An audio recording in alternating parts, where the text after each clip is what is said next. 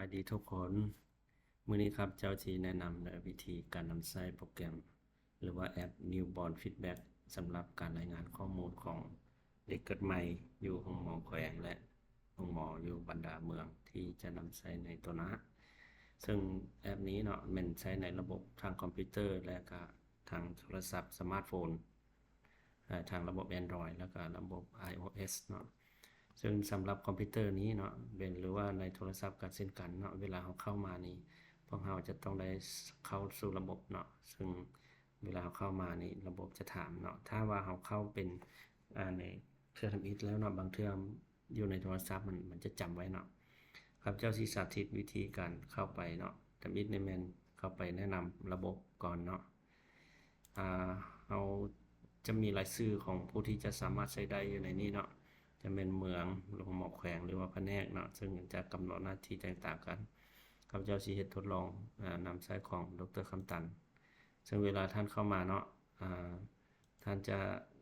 เลือกเอาชื่อเนาะถ้าว่าเราได้เข้าไปเทื่อนึงแล้วเนาะมันจะจำชื่อแล้วก็รหัสไว้เนาะแต่ถ้าว่าท่านเข้ามาเนาะซึ่งรหัสบ่ถูกเนาะท่านต้องได้พิมพ์รหัสใส่เนาะซึ่งรหัสนี้แม่นถ้าว่าบ่ได้พิมพ์เนาะมันจะเป็นสีแดงมันต้องเฮ็ดของมันพิมพ์ใส่เนาะคือครับเจ้าเลือกของดร.คำตันซิเนาะรหัสเบื้องต้นเนาะรหัสเบื้องต้นแม่น3ตัวนี้เนาะเวลาเราติ๊กออกไปมันถ้ามันถูกแสดงว่ามันจะหายไปเนาะจากนั้นให้กดปุ่มล็อกอินอยู่ทางขวามือนี้ในเมื่อเราเข้ามาเราจะเห็นโปรแกรมกำลังรันอยู่เนาะ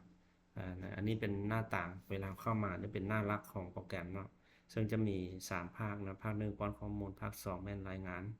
แล้วก็ภาคที่3แม่นเกี่ยวกับข้อมูลพนักงานเนาะป้อนข้อมูลจะเป็นฟอร์มที่เราป้อนข้อมูลเข้าในระบบเนาะแล้วก็รายงานเนาะเราจะเฮ็ดสั่งรวมรายงานอันนี้เนี่ยจะมีว่าสั่งรวมจำนวนรวมเนาะทั้งหมดที่ว่าเราได้ป้อนเข้าไปอันนี้ก็รายงานแต่ละวันเนาะมันจะรวมมาวันนี้วันแต่ละวันที่จะมีจักคนเนาะแล้วก็จำนวนที่ได้ซักวัคซีน BCG เนาะซักวัคซีน Hep B0 แล้วก็เลขเพศของเด็กแล้วก็มาตรีการเกิดของเด็กเนาะเมืองและบ้านนี่หมายถึงว่าเราจะเห็นข้อมูลอยู่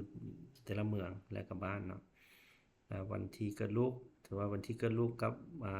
วันที่รายงานนี่จะต่างกันเนาะบางเทื่อมือบ่แม่นมือเดียวกันเนาะแล้วก็ห้องหมายเหตุเนาะเขาจะเบิ่งได้ข้อมูลนี้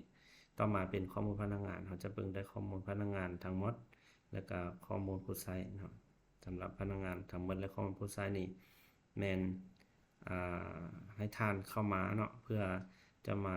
ค้างทำอิฐท่านเข้ามาเนาะท่านเข้ามาเบิ่งว่าข้อมูลผู้ใช้นี่เนาะเราจะเห็นว่ามีรูปของผู้เกี่ยวเนาะแล้วก็วิธีการเข้ามาเพื่อเบิ่งข้อมูลของตัวเองเนาะในเมื่อเราเข้ามาในนี้เนาะแม่นท่านสามารถมา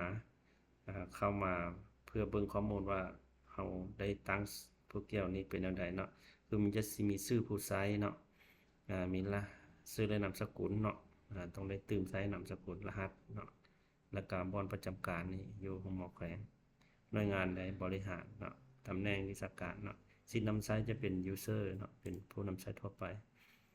สำคัญสถานะประจำการนี่แม่นกำลังประจำการอยู่เนาะแล้วก็จะมีสถานะว่าบ่ประจำการเนาะอันนี้เป็นรูปผู้เกี่ยวเนาะอันนี้เป็นรูปทางลักษณะของโปรแกรมเนาะต่อมาเรามาเบิ่งหน้าหลักแล้วเนาะแล้วเราจะมาเบิ่งว่าในโปรแกรมนี้ยังมีหยังอีกแดเนาะเวลาเราคลิกเข้ามาที่ตัวนี้เนาะเราจะเห็นว่าเบิ่งรายงานเนาะสำหรับคอมพิวเตอร์มันจะอยู่เบื้องซ้ายมือเนาะแต่ว่าสำหรับสมาร์ทโฟนมันจะอยู่ลุ่มอันเดียวกับตัวหน้าหลักเนาะเบิ่งรายงานนี่หมายความว่าแม่นการไปเบิ่งข้อมูลที่เราได้ป้อนเข้าไปในแล้วเนาะสำหรับเมืองหรือว่าบุคคลใดที่ได้ลิงก์ของเราเนาะสามารถเข้าไปเบิ่งข้อมูลที่พวกเราป้อนลงไปแล้วนั้นเพื่อจะดึงข้อมูลไปนำใช้ว่าซั่นเนาะอันที่ว่ามีข้อมูลอยู่นี่มันเราก็สามารถดึงไปนำใช้ได้คือกันแต่ว่าอยู่ในนี้มันจะแยกบ่ได้ละเอียดเท่าที่เราอยากให้ได้นำใช้เนาะแล้วก็จะจำกัดผู้ที่จะสามารถเข้าได้เนาะฉะนั้นนี่เราจะเบิ่งลิงก์ตัวนี้เนาะในเมื่อเรากดที่ลิงก์นี้เนาะมันจะเปิดหน้าต่างของ ลิงก์ที่เข้ามาเนาะตัวนี้ที่ว่าทุกคนเคยได้เข้าไปเบิ่งแล้วนั้น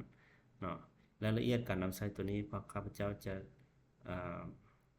มีวิดีโอหนึ่งแนะนำตึมอีกเนาะที่ว่าเราจะมีเบิ่งข้อมูลของแต่ละภาคส่วนในนี้แม่นครับเจ้าได้เพิ่มจากตัวเก่าเนาะว่ามีสถานที่รายงานเนาะสถานที่รายงานก็คือบางเทื่อจะบ่แม่นแต่ห้องหมอแขวงรายงานเนาะจะมีทั้งเมืองได้เนาะปัจจุบันนี้เรามีห้องหมอแขวงเนาะแต่ว่าข้อมูลต่อไปถ้ามามีเมืองหรือว่าสุขศาลารายงานเข้ามาตึมเนาะพวกเราจะมีข้อมูลอยู่ในนี้เนาะอันนี้แม่นภาพคร่าวๆเนาะเพื่อจะให้พวกท่านสามารถรู้ได้ระบบของพวกเราในเมื่อท่านอยากสลับเนาะสลับผู้นำไซต์เนาะเขาเข้ามาที่เข้าระบบนี้เนาะเขาก็สามารถเลือกผู้อื่นได้แต่ว่าสำคัญเราบ่สามารถเราบ่รู้รหัสของเพิ่นเนาะพวกเราก็จะบ่สามารถล็อกอินได้เนาะอันนี้แม่นก็มีรีวิวสั้นๆแบบนี้ก่อนเนาะเพื่อแนะนำระบบของพวกเราเนาะก็ขอบใจ